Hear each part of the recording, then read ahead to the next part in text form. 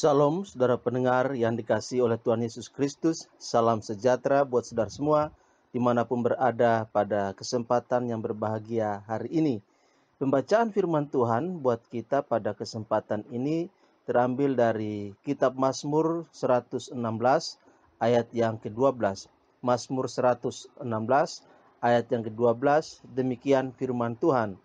Bagaimana akan kubalas kepada Tuhan segala kebajikannya kepadaku? Saya baca ulang sekali lagi. Bagaimana akan kubalas kepada Tuhan segala kebajikannya kepadaku? Demikian firman Tuhan buat kita pada kesempatan yang berbahagia hari ini. Dari pembacaan firman Tuhan yang sudah saya lakukan, saya memberi judul atau memberi tema renungan kita pada kesempatan ini, yaitu makna persembahan kepada Tuhan. Makna persembahan kepada Tuhan. Saudara pendengar yang dikasihi oleh Tuhan Yesus Kristus, dalam beberapa waktu ini saya akan membahas secara berseri tema terkait dengan persembahan. Hal ini penting bukan karena praktek persembahan sudah merupakan praktek yang paling tua dalam ritual agama, tetapi ini memang inti dari spiritualitas hidup orang percaya. Saudara pendengar yang dikasihi oleh Tuhan Yesus Kristus, jika kita mengerti dan memahami betul apa arti dan tujuan dari persembahan, maka sebenarnya itu akan berpengaruh kepada cara hidup kita, persekutuan kita, dan juga pelayanan kita, di mana cara hidup kita, persekutuan kita, dan pelayanan kita akan mengalami pembaharuan yang luar biasa jika kita memahami dan mengerti betul apa arti dan tujuan persembahan. Kita akan makin bersyukur atas rahmat dan kebaikan Tuhan yang dilakukannya dalam hidup kita tiap-tiap hari. Saudara pendengar yang dikasihi oleh Tuhan Yesus Kristus, dalam pelayanan yang saya lakukan dalam berbagai tempat, di berbagai tempat, saya menyadari bahwa pertumbuhan gereja itu bukan semata-mata soal angka, tetapi soal kembali kepada dasar-dasar iman dan ajaran yang sehat dalam gereja. Saudara pendengar yang dikasihi oleh Tuhan Yesus Kristus, dengan ajaran dan makanan rohani yang sehat dan bergizi, jemaat atau umat Allah pasti akan mengalami pertumbuhan secara kualitas, sehingga akan berdampak kepada pertumbuhan secara kuantitas bagi gereja Tuhan. Nah, persembahan yang kita lakukan merupakan salah satu ekspresi iman yang perlu ditegakkan, yang perlu diajarkan dengan benar kepada umat, kepada jemaat, supaya dengan demikian boleh menumbuhkan spiritualitas yang sehat, pemahaman yang benar dalam hidup beriman dan bergereja dari umat Allah.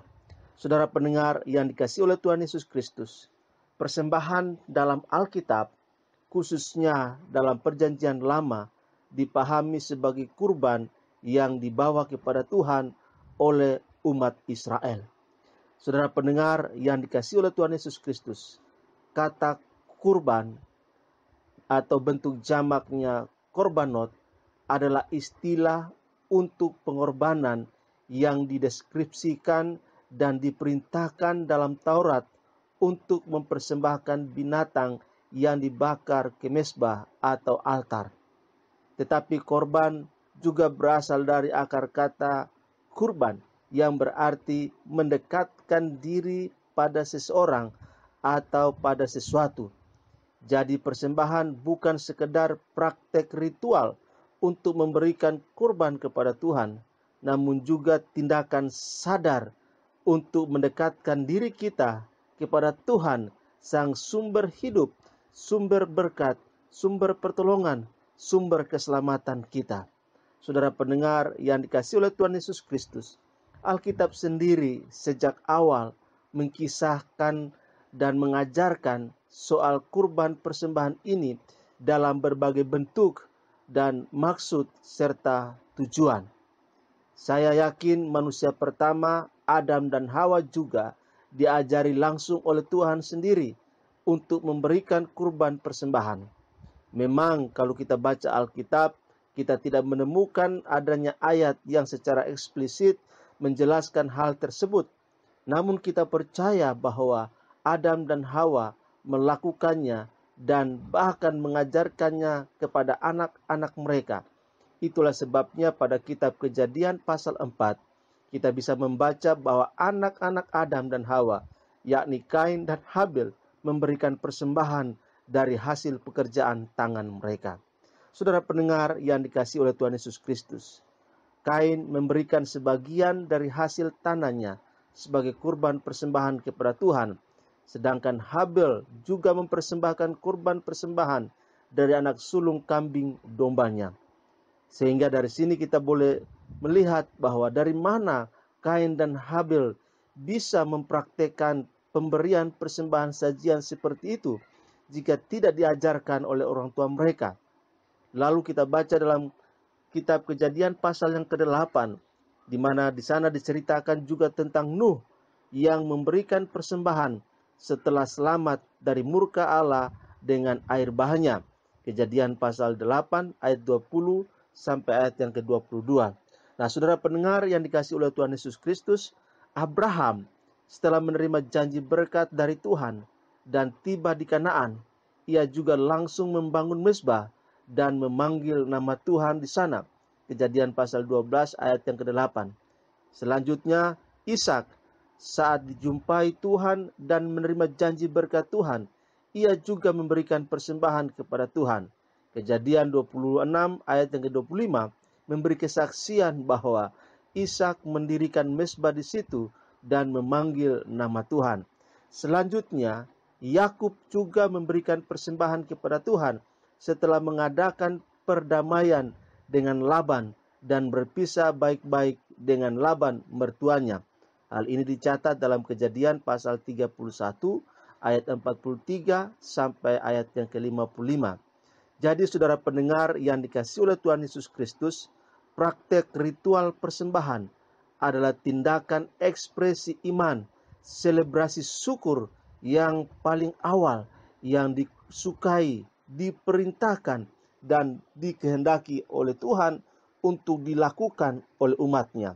Tidak mengherankan ketika hukum Taurat diberikan oleh Tuhan kepada bangsa Israel melalui Musa, maka Tuhan memerintahkan dan meneguhkan secara lebih spesifik lagi berbagai jenis persembahan yang harus diberikan umat Israel sebagaimana diuraikan dalam kitab Imamat pasal 1 sampai pasal yang ke-7.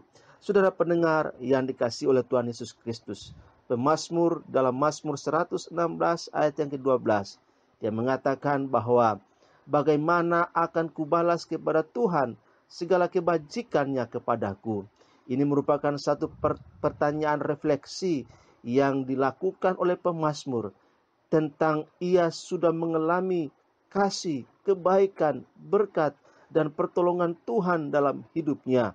Sehingga sebagai balasan yang harus dia lakukan tentang kebaikan Tuhan, yang harus dia balas kepada Tuhan, dia mengajukan pertanyaan yang sangat penting untuk kita renungkan baik-baik dalam kehidupan kita. Apa yang harus kita lakukan untuk Tuhan yang telah berbuat baik kepada kita?